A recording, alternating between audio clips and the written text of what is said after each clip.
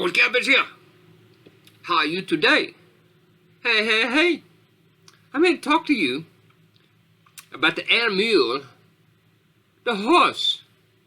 The horse is a horse. Of course. Until he ain't a horse no more. Because he don't exist. He has no use. No uses for the horses. He was replaced by the autocycle and the two-stroke and the turbine engine, as well as batteries.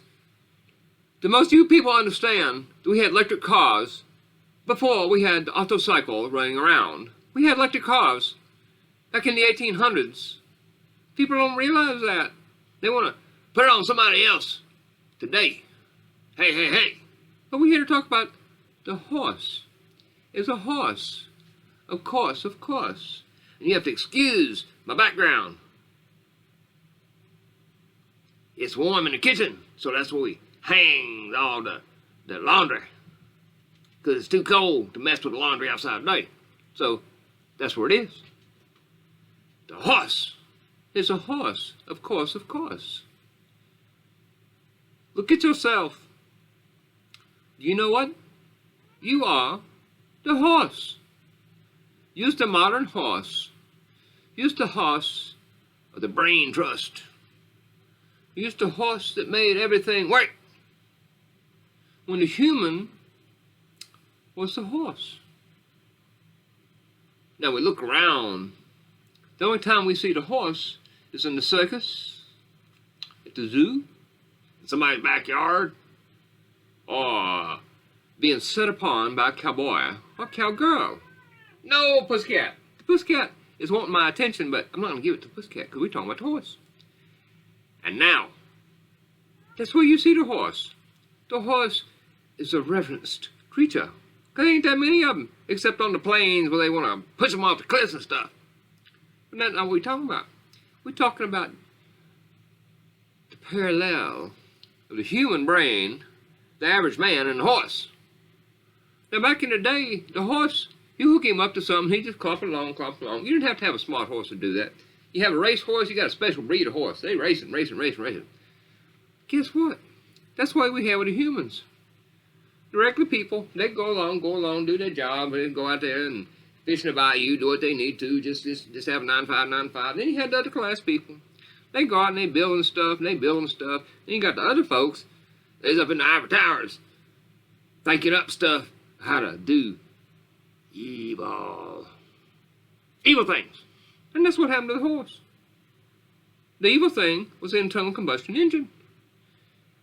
The various cycles, internally, externally, and the turbinally cycles.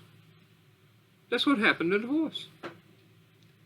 I saw nobody crying about the horse. I don't know what the cat up to. I don't trust him all the time because he's a very large cat. Yes. No, don't tell them. I have to get the swatter to the cat. Anyway, he done got me off my game. The horsey game. The horse was so much. Everyone had a horse. Every man, and some people had many horses. Horses that did very specific and special things. Like you had the horses with the big feet, the gigantic 2,000-pound, ton plus horses, the Clydesdales. And then you had the cutting horses. And then you had the little horn horses. And you just had all these horses and horses everywhere. Now, well, the horses. There's horses of courses. So where's the horses? Well, I guess what I was trying to say is the human being is the same place that the horse was 100 years ago, 150 years.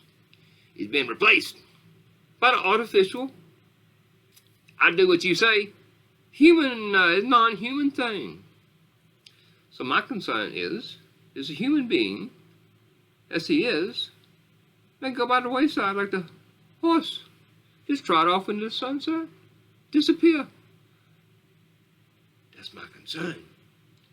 Because when the human brain is not used for what it's supposed to be used for, it disappears. Boop, boop. It leaves the reality of the universe. And the horse, when not used for what it's used for, They feed it to the dogs and cats and stuff.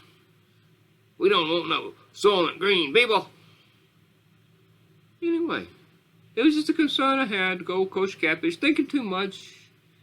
I didn't put the pan on my head till a while ago. CRTs was coming in.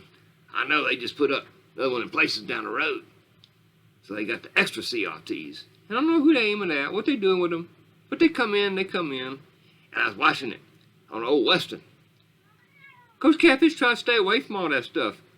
But every once in a while I catch something. And I like the Old Westerns. I still appreciate that. People just shooting each other with the guns and, you know, robbing the banks and all, and what they do.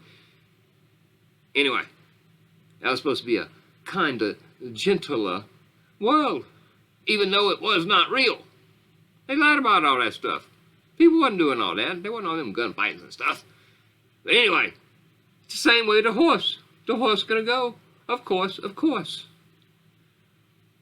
And my concern is that the average man will not be able to take care of the average pussycat. My pussycat is not average. He's a big brown pussycat. So who will take care of him when they have no need for the brain trust of the human being? The legumen. A legume is a human being. Or something like that. Can't they genetically cross us and have the legumen human? Anyway, just don't want to be like the horse and be left on the side to be fed to the cats and the dogs and whatever else they do with horse.